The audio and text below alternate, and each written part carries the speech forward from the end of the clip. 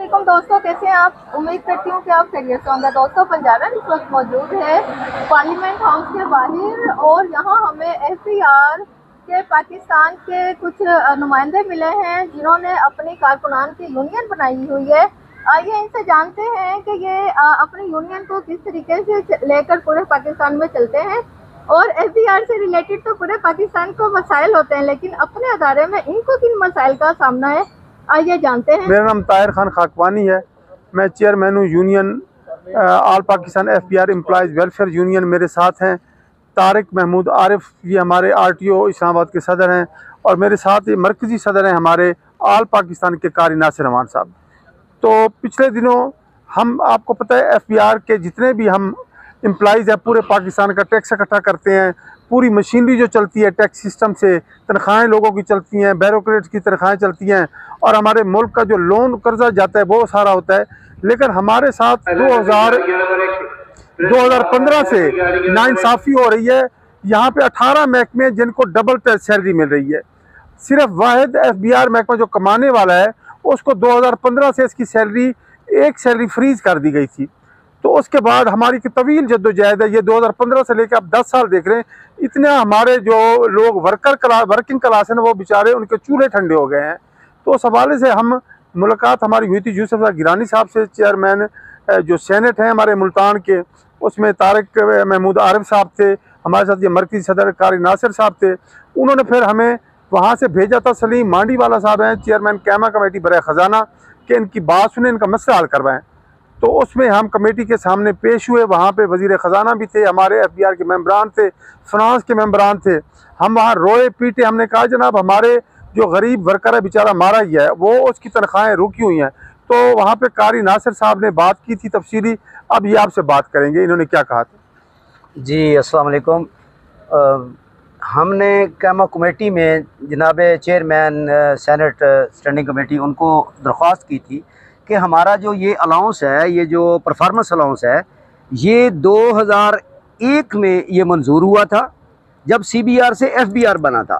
तो ये रिफॉर्म्स का हिस्सा था, ये पहले हमें मिलता रहा है, जबकि पीछे बंद हो गया था। 2012 में दोबारा Syed Yusuf Raza Gilani as a prime minister उन्होंने बहाल कर दिया था।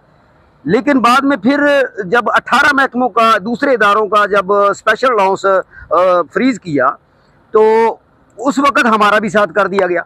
अब मेन मसला ये है कि जब डिस्पैरिटी का मामला होता है, फेडरल के मुलाजमीन को डिस्पैरिटी देने का, तो उसमें हमारा नाम जो है एफबीआर वालों का जो दूसरे नंबर पे है उन 18 इदारों में से, तो उसको उसमें शामिल कर दिया जाता है। जबकि हकीकत में ये है कि हमें वो स्पेशल अलाउंस मिलता ही नहीं है। अब हमारा ये मुतालबा है कि अगर आप उन 18 महकमों के अंदर हमें शामिल करते हैं तो बराए करम हमें उन 18 महकमों की तरह ही मुराद दी जाए जैसे उनको दी जाती है।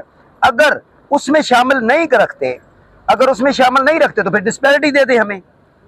डिस्पैरिटी जो है दूसरे इदारों की, वो जैसे बढ़ रही है वैसे भी हमें दे दें। अब हमारा मेन मसला ये है कि जो कैमा कमेटी में हमने अपना सलीम मांडी वाला साहब जो सेनेट चेयरमैन थे इसके कमेटी के, उनको हमने दरख्वास्त पेश की थी। उन्होंने आज खुद हमारे से दरख्वास्त लेके वज़ीर ख़जाना साहब जनाब औरंगज़ेब साहब के हवाले की थी कि इसको डिस्कस करके इसको इस पे अमल किया जाए। तो हमारी दरख्वास्त ये है वज़ीर ख़जाना साहब से कि बराए करम हम 1 से 16 तक के मुलाजमीन इंतहाई परेशानी के आलम में हैं, और ये है कि जो हमारे सीनियर ऑफिसर हैं उनकी सैलरी, जैसा कि एग्जेक्टिव अलाउंस दे दिया गया था 140% उनको, तो नीचे वालों को तो कुछ भी नहीं दिया गया। हमारे जो मुलाजमीन हैं वो 40B पे ड्यूटी करते हैं, जो मुख्तलिफ दिन रात ड्यूटियाँ करते हैं, तो उनको कुछ भी नहीं, ना TA DA, ना कोई अलाउंस, ना कोई चीज़ नहीं दी जाती। हमारी तमाम इदारों के साथ आप जब चेक करेंगे ना हमारी सैलरी तो बहुत ही कम है। यूँ समझें कि दूसरे इदारों को अगर 100% मिलती है तो हमें 40% तनख्वाह मिल रही है, 60% हमारी दूसरी कम है। इसमें एक और मामला है, काफ़ी सारे इदारे हैं उनको ट्रांसपोर्ट मिलती है, हमारी कोई ट्रांसपोर्ट नहीं है मुलाजमीन के लिए। दूसरे इदारों को हॉस्पिटल मिलती है, हमारा कोई हॉस्पिटल नहीं है, पैनल पे कोई हॉस्पिटल नहीं है। हम आम जैसे मुलाजमीन होते हैं या आम पब्लिक है, उसी तरह हम मुख्तलिफ अस्पतालों में जाते हैं, 20 रुपए की पर्ची लेते हैं और लाइनों में खड़े होकर हम इलाज करवाते हैं। हमारे जो रिटायर्ड लोग हैं उनको कोई किस्म की कोई मराहत नहीं है, कोई मेडिकल नहीं है और इंतहाई परेशान है। और इस वक्त जो आलम चल रहा है वो हर दूसरा बंदा शुगर का मरीज है। तो हमारे जो रिटायर्ड लोग हैं उनको किसी किस्म की कोई मेडिसिन की कोई सहूलत नहीं है, हॉस्पिटल नहीं है, हमारे बच्चों के लिए स्कूल नहीं है। मुख्तलिफ इदारे चेक कर लें तो उनमें स्कूल भी मिल जाते हैं, उनको ट्रांसपोर्ट भी मिलती है, उनको मेडिकल भी सहूलतें हैं, घरेलू सहूलतें हैं जैसे कि प्लाट वगैरह या कॉलोनियाँ हैं। हमारी कोई कॉलोनी नहीं है, ऑफिसरों की है लेकिन 1 से 16 तक की, कोई इस किस्म का कोई काम नहीं है।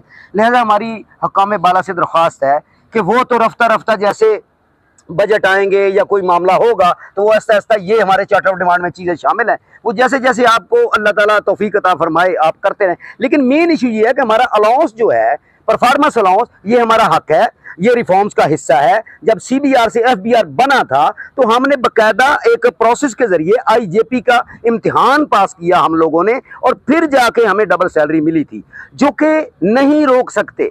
बराहे करम IMF के वो वाला जब CBR से FBR बना था उसके डॉक्यूमेंट चेक कर लें। ये जो परफॉर्मेंस अलाउंस, इसका नाम बदल गया था, इसका पहले स्पेशल अलाउंस नाम था, ये इसीलिए इसका नाम बदला था कि इसका दूसरे इदारों के साथ तल्लुक नहीं है, ये FBR मुलाजमीन को मिलना ही है। तो इसका नाम फिर परफॉर्मेंस अलाउंस रख दिया गया था, यानी कि हमारी कारकर्दगी पे हमें दिया जाएगा। लिहाजा 2015 से अब तक चेक कर लें, जितना बजट भी होता है हर साल बजट दुगना कर दिया जाता है, रफ्ता रफ्ता बढ़ा दिया जाता है। हमारा टारगेट इंशाअल्लाह ताला अचीव होता है, हर साल अचीव होता है।